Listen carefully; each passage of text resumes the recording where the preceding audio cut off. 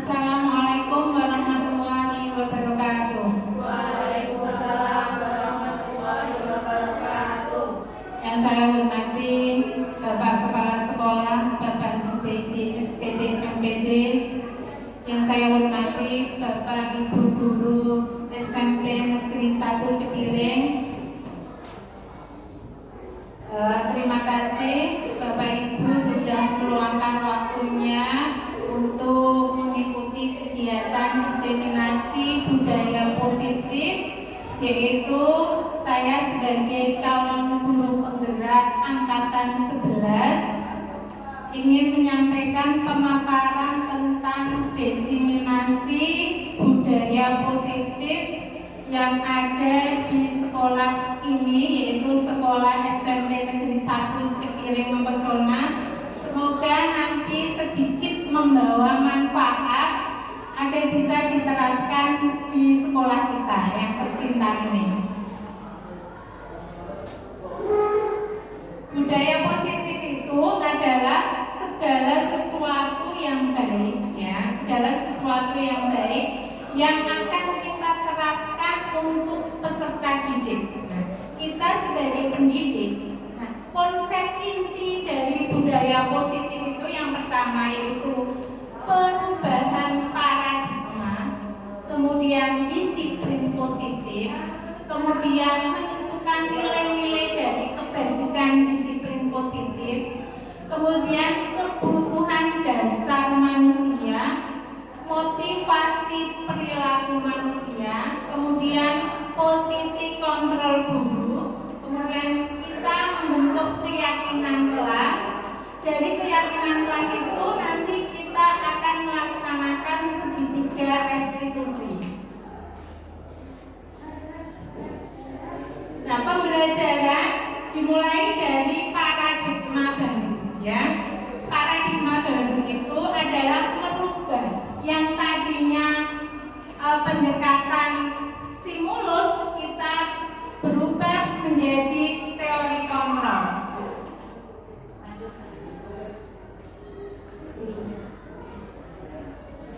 Nah, nilai-nilai kebajikan itu akan kita gunakan untuk apa? Nilai kebajikan itu nanti kita gunakan untuk peserta didik, untuk mewujudkan peserta didik, yaitu sesuai dengan profil pelajar Pancasila. Profil pelajar Pancasila itu apa saja? Ada berkebinekaan, bertakwa kepada Tuhan Yang Maha Esa, gotong royong, mandiri, kreatif, ya. Kemudian sampai dengan keterampilan hidup yang dapat dipercaya, lurus hati, pendengarannya yang aktif dengan tidak merendahkan orang lain. Kalau peserta didik kita yaitu keterampilan atau life skill tapi tidak merendahkan temannya. Jadi budaya positif itu kita bisa mendidik siswa kita maju tanpa harus merendahkan orang lain. Nah, sesuai dengan kebutuhan dasar manusia. Kebutuhan dasar manusia adalah segala sesuatu yang kita lakukan untuk mendapatkan apa yang kita inginkan sesuai dengan kebutuhan-kebutuhan dasarnya, dalam rangka agar kebutuhan dasar kita itu bisa terpenuhi, ya. Kemudian untuk mewujudkan kebutuhan dasar manusia itu ada bertahan hidup. Bertahan hidup itu kebutuhan kita memenuhi pangan, sandang, dan papan yang bisa mendongkrak kita untuk tetap bisa bertahan hidup.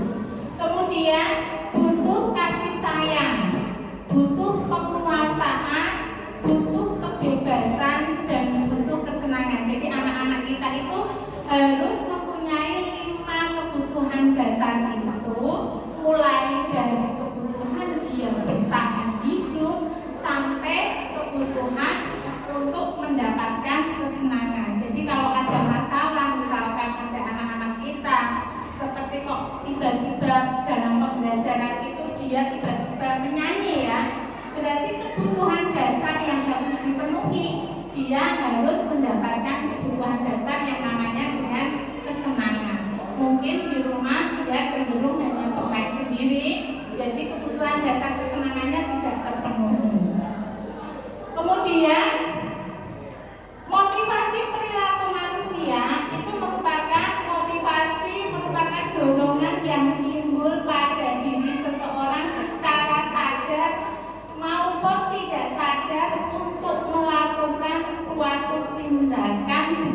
tujuan tertentu. Nah, tadi berdasarkan kebutuhan 5 dasar tadi untuk memenuhi motivasi. Motivasi itu apa saja? Motivasi yang pertama, motivasi perilaku manusia, yaitu yang pertama menghindari hukuman atau ketidaknyamanan murid melakukan disiplin karena ia takut dihukum. Nah, kita sebagai pendidik, sebagai guru, itu harus menghindari motivasi yang ini, hukuman. Karena apa? Hukuman itu termasuk identitas motivasi yang gagal. Karena siswa akan cenderung melakukan disiplin atau budaya positif itu karena dia takut dihukum. Misal, dia buru-buru berangkat sekolah pagi hari agar tidak terlambat karena dia mempunyai satu motivasi, tetapi motivasi itu yang dapat biar tidak mendapat hukuman. Ada juga motivasi untuk mendapatkan imbalan atau mendapatkan penghargaan. Nah, motivasi ini adalah motivasi dari luar ya, ekstrinsik. Karena imbalan itu kan dari luar, bukan dari diri siswa tersebut. Kalau ada anak yang mengerjakan tugas bukan karena dia ingin pandai, tapi karena dia ingin mendapatkan penghargaan. Contoh penghargaan itu tidak harus berupa barang.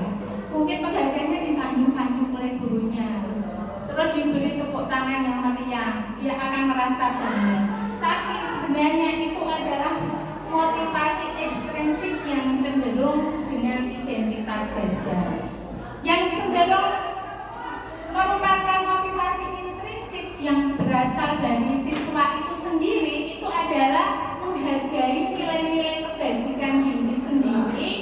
Murid itu akan melakukan disiplin itu dari dirinya sendiri, tanpa ada imbalan, tanpa ada merasa takut akan hukuman.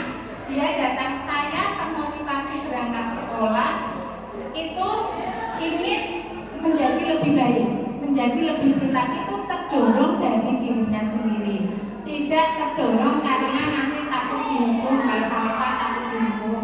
Tidak terdorong karena kalau saya berangkat terus akan mendapatkan hadiah.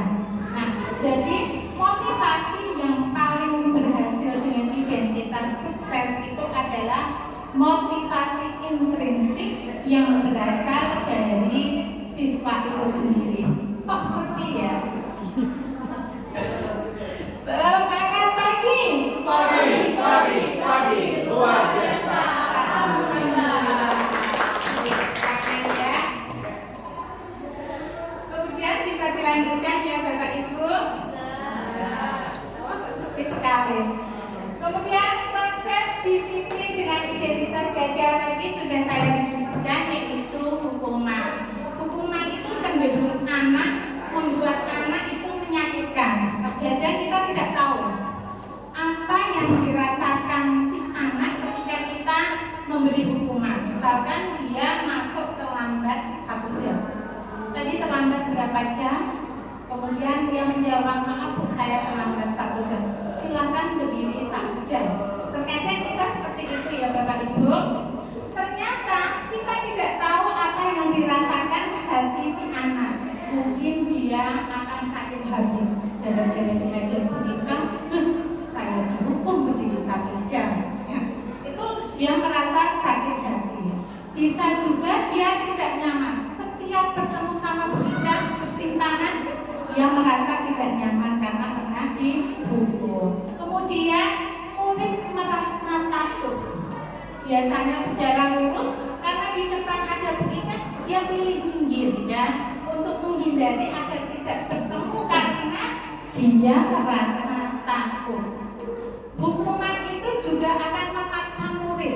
Kalau mau ditanya muridnya, misalkan silakan kamu terlambat 1 jam, maka kamu harus berdiri 1 jam. Kalau ditanya mau tidak kamu berdiri 1 jam, pasti dia bilangnya tidak mau. Nah, itu namanya hukuman itu memaksa murid ya. Kemudian murid menyembunyikan kesalahannya karena merasa dia takut dihukum. Seringkali siswa akan berbicara tidak jujur. maju. Ya, misalkan contoh murid kita ya, dia izin ke kamar mandi untuk buang air kecil. Karena dia merasa tidak buang air kecil dan takut dihukum, maka dia akan berbohong ya, supaya menghindari hukuman. Kemudian murid merasa rendah diri atau minder, dia cenderung minder kalau habis dihukum sering diketawain teman-temannya, maka dia cenderung rendah diri, minder, malu ya, dia malu dengan teman-temannya. Kemudian konsep disiplin dengan identitas gagal yang kedua ya Bapak Ibu, seringkali kita memberikan penghargaan itu kurang efektif melakukan sesuatu karena hanya akan mendapat penghargaan. Jadi siswa itu melakukan tidak dari dirinya, aku harus maju terus nanti akan mendapatkan bintang 10. Kalau ketika Bapak Ibu guru lupa mengasih bintang, maka dia akan cenderung malas ya, orang kayak bintang kok maju. Nah seperti itu. Jadi ternyata penghargaan atau imbalan itu tidak bagus, karena itu akan mengakibatkan kecenderungan siswa ketergantungan. Kalau tidak dihargai dia tidak mau, kalau tidak ada imbalan dia tidak mau. Seringkali kita di rumah ya mendidik anak kita, nah tolong ibu belikan bawang di warung, nanti saya kasih imbalan 5.000. Sering betul? Sering ya kan? Nah ketika si anak tadi tidak diberi imbalan ya, tolong ibu belikan bawang 5.000, tanpa kita berkata nah kita kasih 5.000, anak akan terdiam saja, tidak akan berjalan. Padahal itu pendidikan yang kurang tepat ya Bapak Ibu. Jadi ternyata penghargaan itu tidak baik kita terapkan dalam penerapan konsep disiplin. Ternyata tidak mendisiplinkan anak atau tidak mendisiplinkan peserta didik kita. Kecenderungan itu, ketergantungan itu akan berlangsung sampai nanti kurang baik ya. Jadi mulai sekarang mari kita terapkan identitas yang berasal dari motivasi intrinsik yang berasal dari diri siswa sendiri, kita bangkitkan. Kemudian konsep disiplin dengan identitas sukses. Nah ini identitas sukses itu konsekuensi. Konsekuensi ini kita buat dari kesepakatan yang ada di kelas. Bapak Ibu, di kelas pernah kan kita membuat kesepakatan sebelum pembelajaran ya. Misalkan dalam waktu pelajaran matematika tidak boleh ke kamar mandi lebih dari 2 kali. Ketika anak mau izin ketiga kalinya, maka dia akan tahu konsekuensinya. Contoh konsekuensi yang pernah saya terapkan di kelas. Setiap mau izin ke kamar mandi, maka si anak harus melewati rintangan matematika ya. Misalkan materinya perpangkatan, jadi si anak yang mau izin ke kamar mandi itu harus melewati rintangan sesuai materi yang saya ajarkan ya. Misalkan materi itu perpangkatan, misalkan ada si anak mau izin ke kamar mandi berapa menit, misalkan dia jawab 5 menit, ya konsekuensinya sudah tahu si anak pasti akan mengerjakan soal yang berhubungan dengan angka 5 dan materinya adalah pangkat. Maka si anak akan melaksanakan konsekuensinya itu dari dirinya sendiri, karena sudah tahu kalau dia izin ke kamar mandi berarti dia akan mendapatkan konsekuensi melewati rintangan. Kemudian kita juga membuat kesepakatan kelas. Misalkan kesepakatannya kalau terlambat masuk kelas 5 menit, maka si anak harus berdiri selama 5 menit. Asal itu sudah menjadi kesepakatan bersama ya, berbeda dengan itu namanya hukuman. Karena kesepakatan bersama bersama-sama, dengan konsekuensinya juga dibuat secara bersama-sama. Jadi namanya bukan hukuman lagi, tetapi adalah konsekuensi.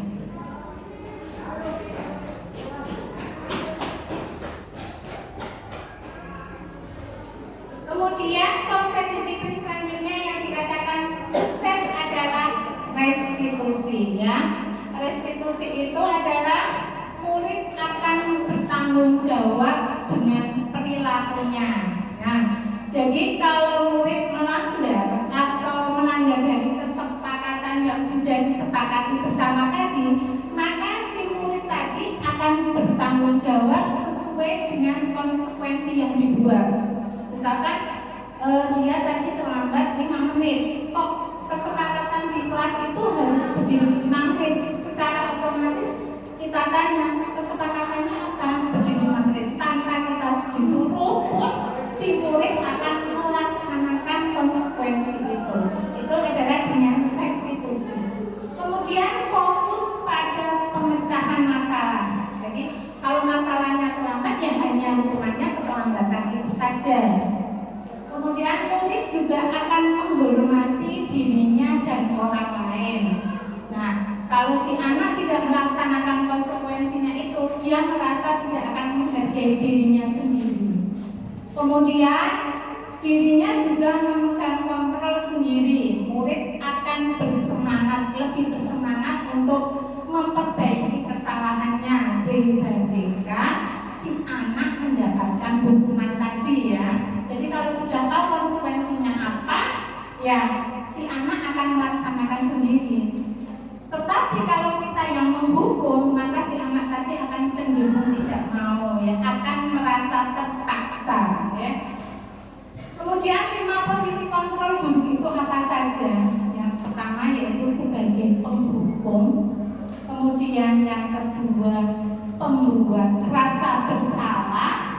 Yang ketiga sebagai teman.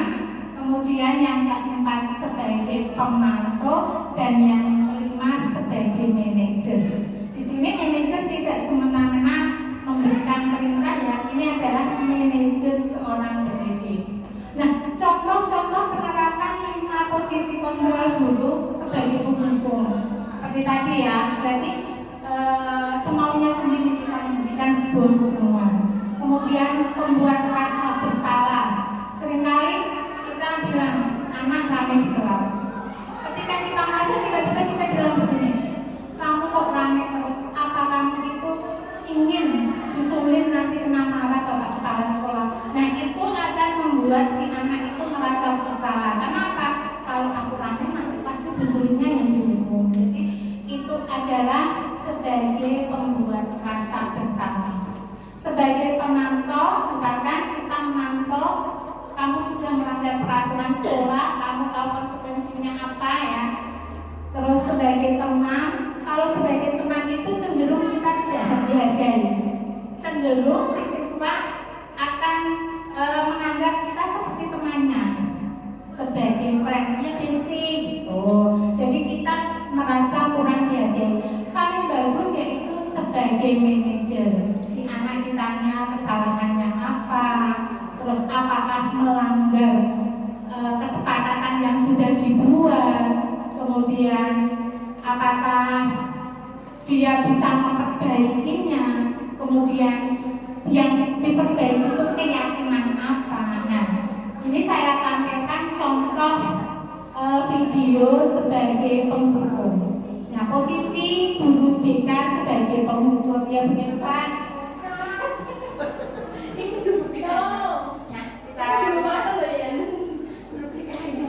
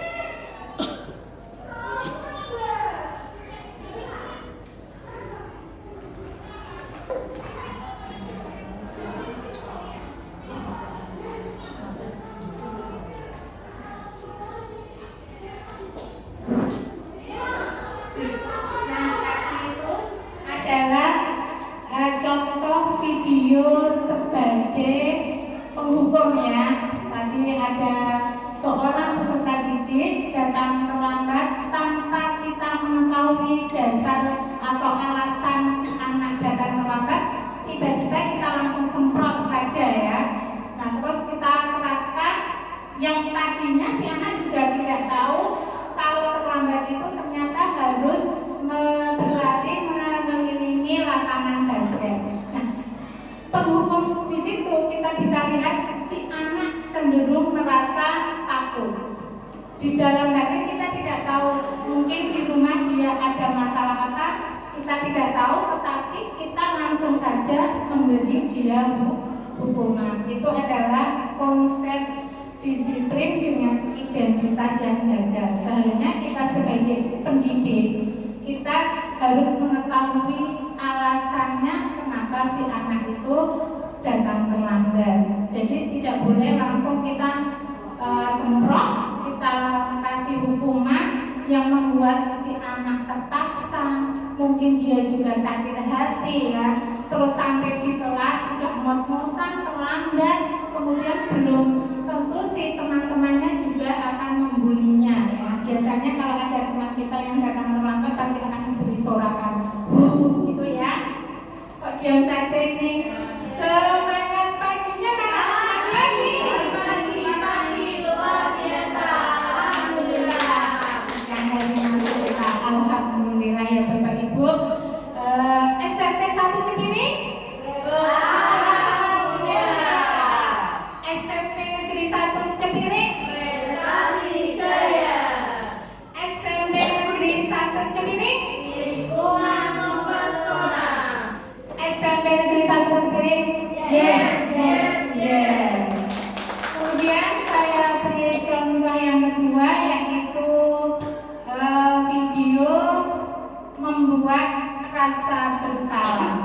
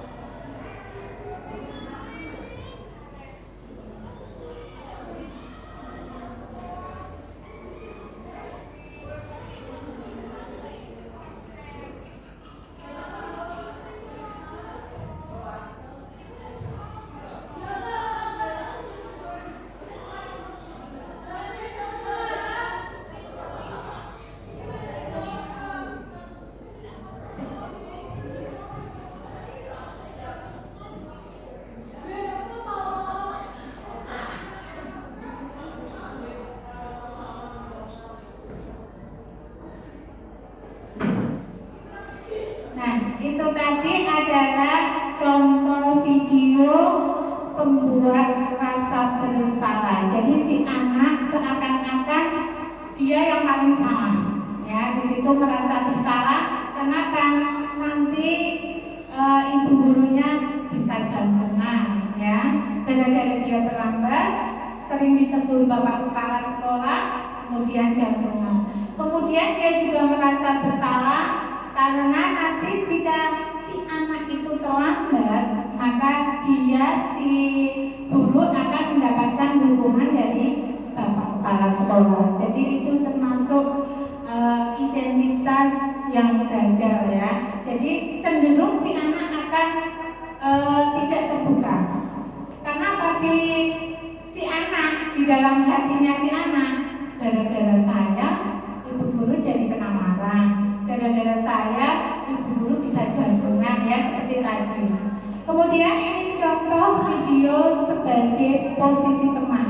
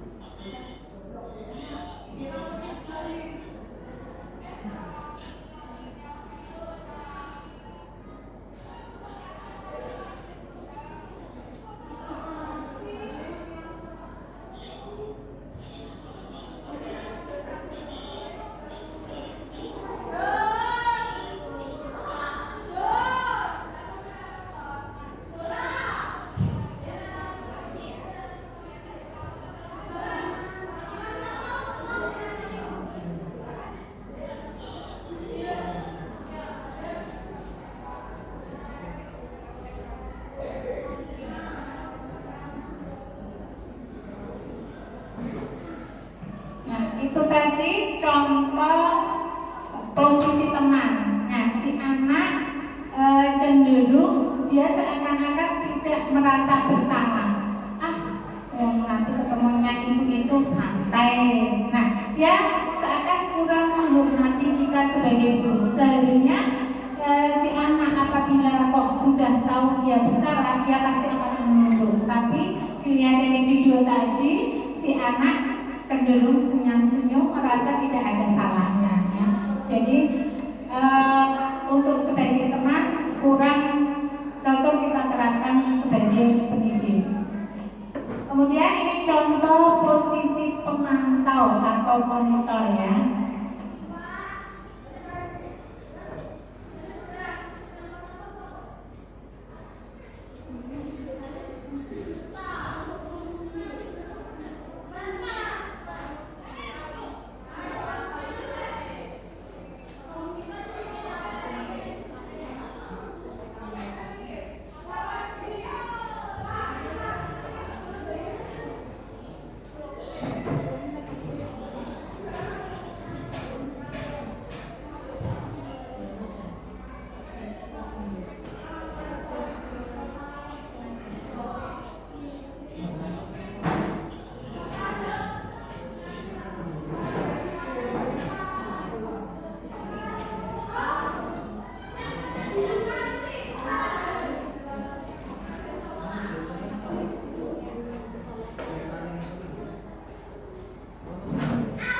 Itu tadi adalah sebagai pemantau ya, hanya sekedar memantau atau memonitoring saja.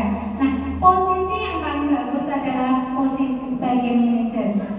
Kita saksikan videonya, contoh nanti kita bisa menerapkan posisi yang paling bagus ya.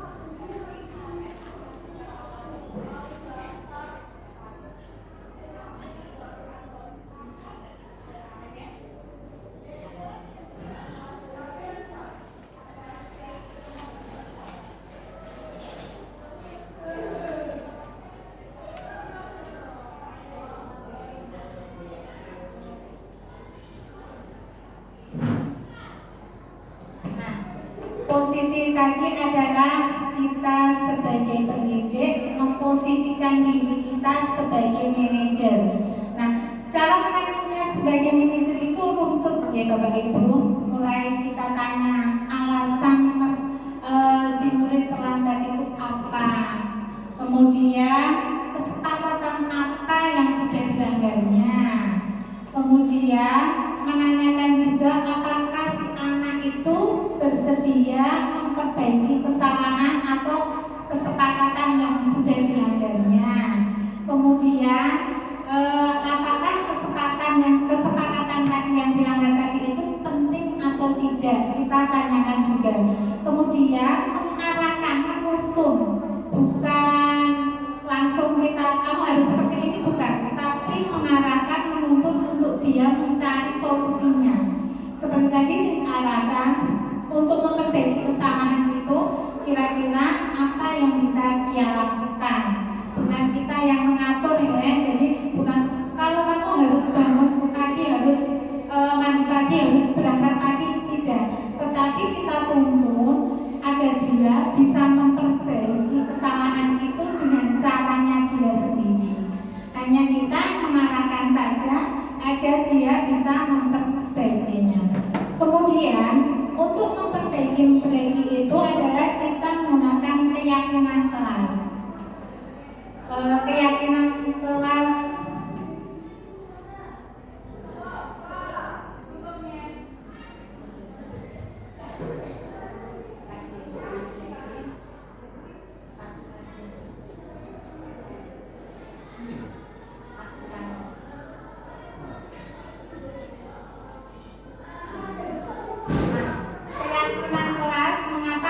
keyakinan kelas kok bukan peraturan kelas. Kalau keyakinan kelas itu yang membuat, biasanya kalau di kelas itu adalah wali kelas bersama siswanya. Jadi siswa tahu keyakinannya apa, kesepakatannya apa, tahu. Berbeda dengan peraturan, Bapak Ibu. Kalau sudah peraturan, siswa itu tidak tahu kalau dia itu melanggar, terus nanti hukumannya apa atau konsekuensinya apa, tidak tahu. Tetapi kalau sudah dibuat kesepakatan, semua siswa akan tahu. Oh, kalau saya tidak mengerjakan PR, berarti konsekuensinya ini. Kalau saya terlambat lebih dari 5 menit, berarti konsekuensinya ini. Lalu kalau peraturan, nah, mengapa kita memiliki peraturan tentang penggunaan masker dan mencuci tangan setiap saat? Kemudian mengapa kita memiliki peraturan menggunakan helm saat mengendarai kendaraan bermotor? Tentu saja Bapak Ibu, apakah pernah Bapak Ibu diajak membuat peraturan tentang penggunaan helm? Tidak kan? Peraturan penggunaan helm sudah ada sejak dulu. Terkadang begitu juga peraturan yang ada di sekolah. Terkadang ada peraturan tetapi siswa tidak tahu akibat melanggar peraturan itu karena siswa tidak dilibatkan dalam membuat peraturan. Nah, kalau seperti ini paling jawabannya untuk keselamatan, untuk kesehatan, hanya itu ya. Terus kalau melanggar bagaimana, kita tidak tahu konsekuensinya.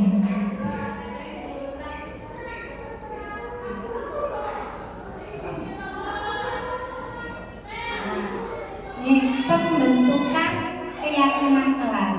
Nah, bersifat abstrak, dibuat dengan pernyataan positif. Misalkan pernyataan positif itu apa toh?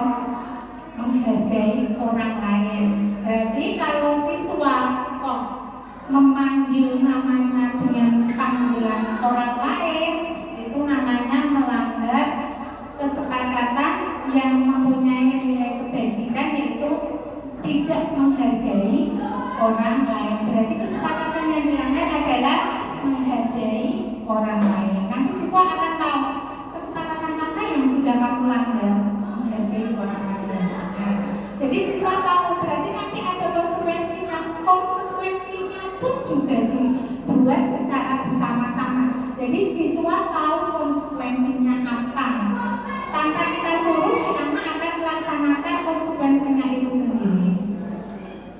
Kemudian kalau membuat kesepakatan tidak usah panjang lebar seperti pembukaan undang-undang di Bapak Ibu, yang mudah diingat siswa saja, sesuai dengan kondisi kelas dan sekolah sehingga mudah dipahami. Misalkan menjaga kebersihan, ya kebajikannya menjaga kebersihan.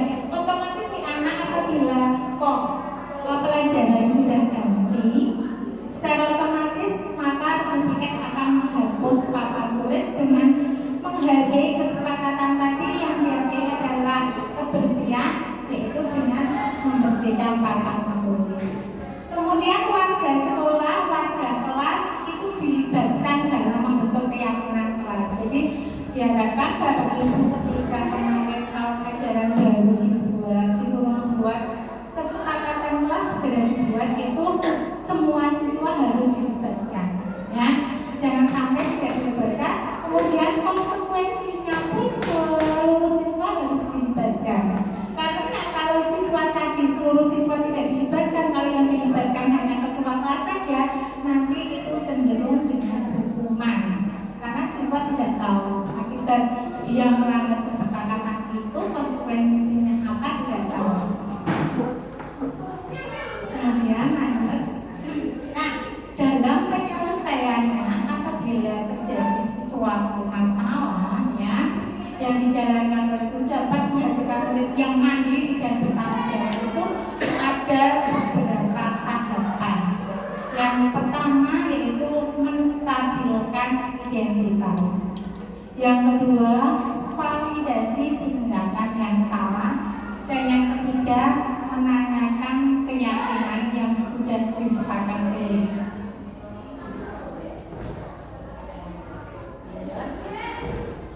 Nah, contoh menstabilkan identitas itu kata-katanya bagaimana? Misalkan ada si anak yang datang terlambat seperti tadi, ya,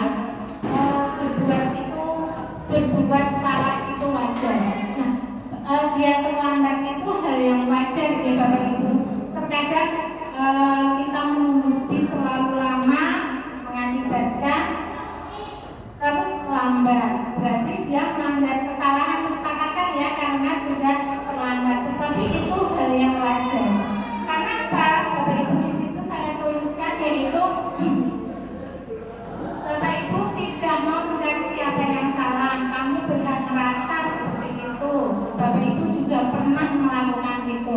Mungkin kita bisa memberikan contoh waktu kita masih sekolah. Misalkan kita dan Bapak Ibu dulu juga pernah melakukan kesalahan seperti itu, terlambat datang sekolah. Tetapi tidak setiap hari harus datang terlambat. Kita harus bisa memperbaiki kesalahan itu. Nah, cara menstabilkan identitas itu seperti itu ya Bapak Ibu. Kemudian yang kedua yaitu memvalidasi tindakan yang salah. Misalkan kamu pasti punya alasan mengapa melakukan hal itu. Jadi kita jangan sampai terlambat langsung lari mengitari lapangan upacara 10 kali. Itu tidak boleh. Kita harus validasi dulu tindakan yang salah itu kenapa, alasannya apa, mengapa, ya. Nah, terus kita juga bisa memberikan hal yang terburuk. Padahal kamu bisa loh tidak berangkat sekalian. Kita berikan seperti itu, tetapi kamu gagal masih melindungi yang seperti kamu perbuat. Jadi si anak, kita perlu bangga bahwa anak tidak melakukan hal-hal yang lebih buruk lagi. Nah, kamu melakukan karena mempertahankan sesuatu. Misalkan di rumah si anak berangkat kesiangan, mungkin ada adiknya yang harus dijaga terlebih dahulu, ya. Seperti contoh, ini pengalaman pribadinya saya kemarin. Anak saya yang nomor 2 itu memang saya suruh datang terlambat karena harus menunggu adiknya di rumah terlebih dahulu. Jadi ibu gurunya juga langsung menanya, kok kamu terlambat, tanpa menanyakan besok lagi. Dan padahal di situ ada alasan yang harus disampaikan. Jadi kita sebagai guru tidak harus senantiasa mentang-mentang terus kita kasih hukum begitu saja. Tapi kita validasi dulu tindakan mereka itu berbuat seperti itu kenapa. Kemudian yang ketiga yaitu menanyakan keyakinan. Apa keyakinan kelas yang sudah kamu langgar? Apa nilai-nilai yang sudah disepakati bersama? Berarti kan kadang kan kesepakatan kelas ada yang ngomong seperti ini, ya, masuk tepat waktu, ya. Contoh kelas saya itu masuk tepat waktu, tidak boleh membuang sampah sembarangan. Nah, kita tanyakan nilai apa yang sudah kita sepakati bersama. Kemudian kamu ingin menjadi orang yang seperti apa? Terus kemudian kesepakatan apa yang sudah dilanggar? Ini saya mencoba membuat suatu kasus ya, yang kemarin saya buat bersama siswa saya kelas 8D ya. Itu adalah Yasmin sebagai ketua kelasnya, karena waktu itu yang piket itu tidak mau melaksanakan piket kelas yang awal-awal kelas baru, maka ketua kelasnya marah-marah karena melihat ketika ada gurunya bilang suruh menghapus, yang piket hanya diam saja. Melihat kelasnya kotor, yang piket juga masih diam saja, masih otu-otuan kamu seperti itu. Nah, ini contoh masalah yang ada di kelas 8D. Kemudian saya selesaikan menggunakan segitiga restitusi. Nah, ini contohnya seperti ini.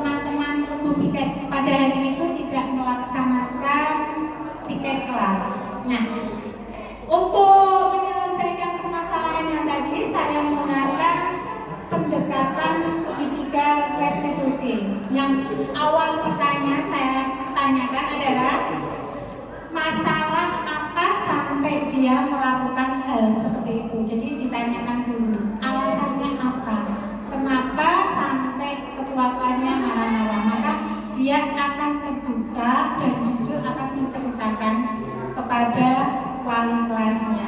Kemudian saya tanyakan keyakinan apa yang sudah dilanggar. Nah, kemudian saya juga menuntunnya untuk mencari solusinya. Seharusnya dia tidak melakukan hal seperti itu. Nah, tadi adalah kasus tentang ketua kelas yang marah ketika regu tiket tidak melaksanakan tiketnya. Kemudian ini ada kasus kedua, yaitu si Randy, anak kelas 8 yang sering datang terlambat dikarenakan tidurnya pengalaman. Dia mempunyai alasan tersendiri yang belum bisa mengatur waktunya. Ya Bapak Ibu, nanti kita selesaikan dengan menggunakan pendekatan segitiga restitusi.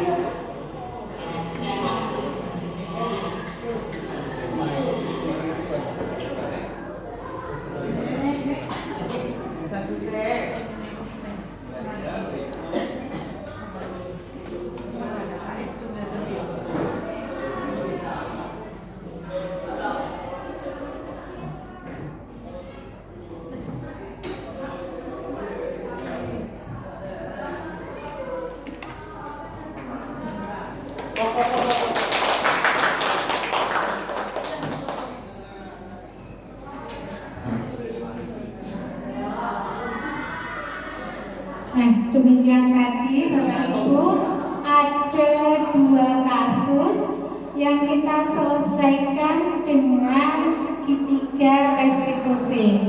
Segitiga restitusi tadi yang pertama apa?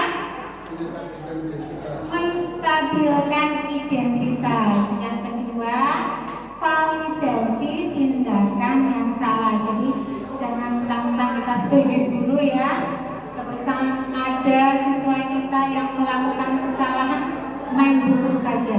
Tidak boleh ya Bapak Ibu. Jadi mulai sekarang semoga ini bisa bermanfaat, kita terapkan di kelas. Kita sebagai yang ketiga, menanyakan keyakinan. Pasti ingat ya. Nah, jadi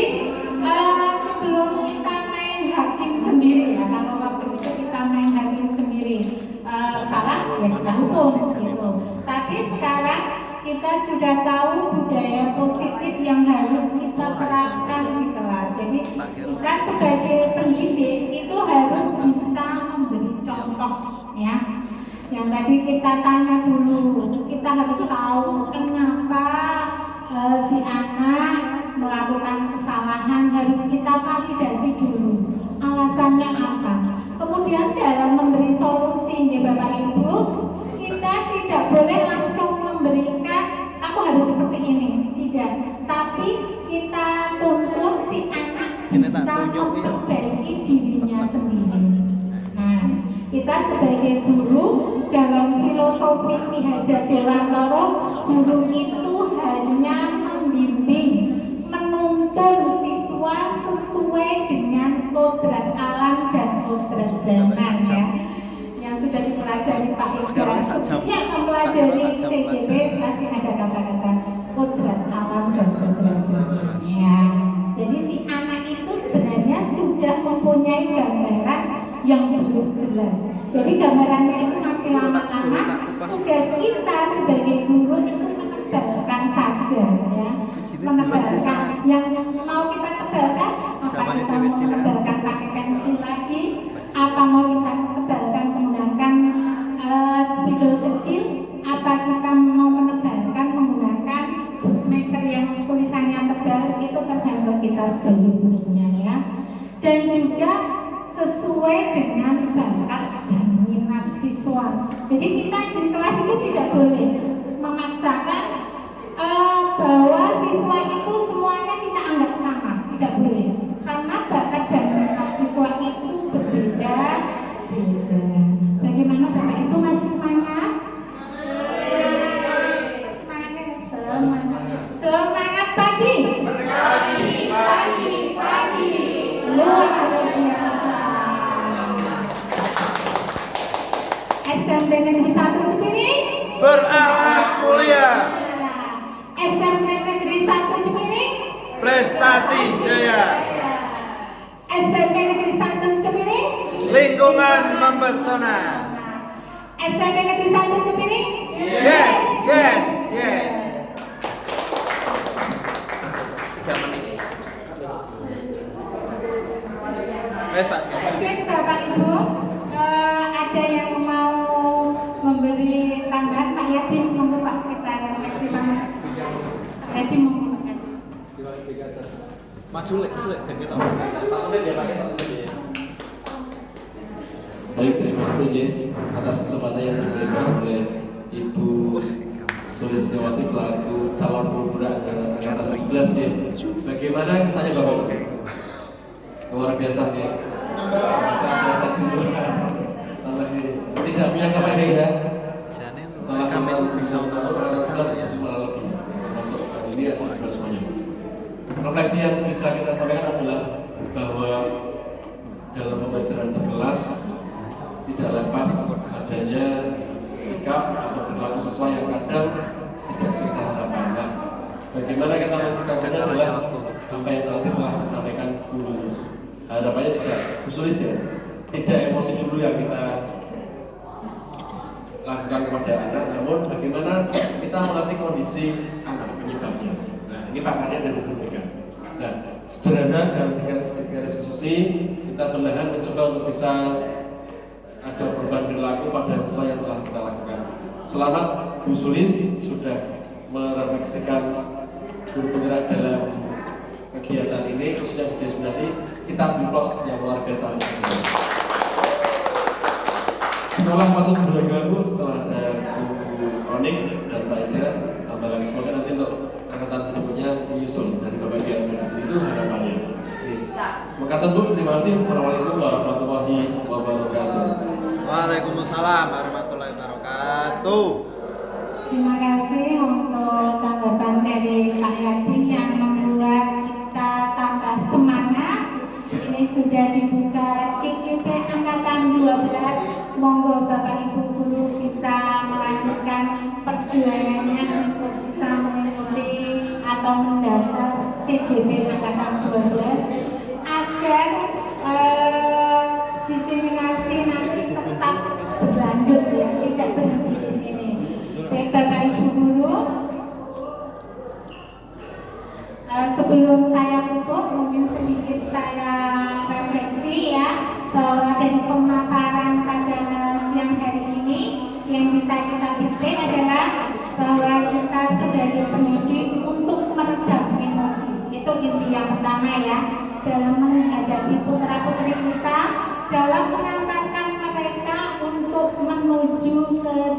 jenjang yang lebih sukses ya dalam meraih cita-cita, mewujudkan cita-cita.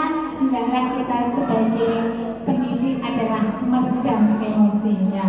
Tidak bisa kita pungkiri apabila kita menghadapi siswa kita dengan tingkah yang berbeda-beda ya. Karena kita berada di Indonesia, tingkah siswa pun berbeda-beda. Tidak bisa kita samakan ya. Kita sebagai pendidik harus lebih bersabar ya. Kesabaran kita bukan berarti kita melemah ya Bapak Ibu. Semangat dengan bersabar ya.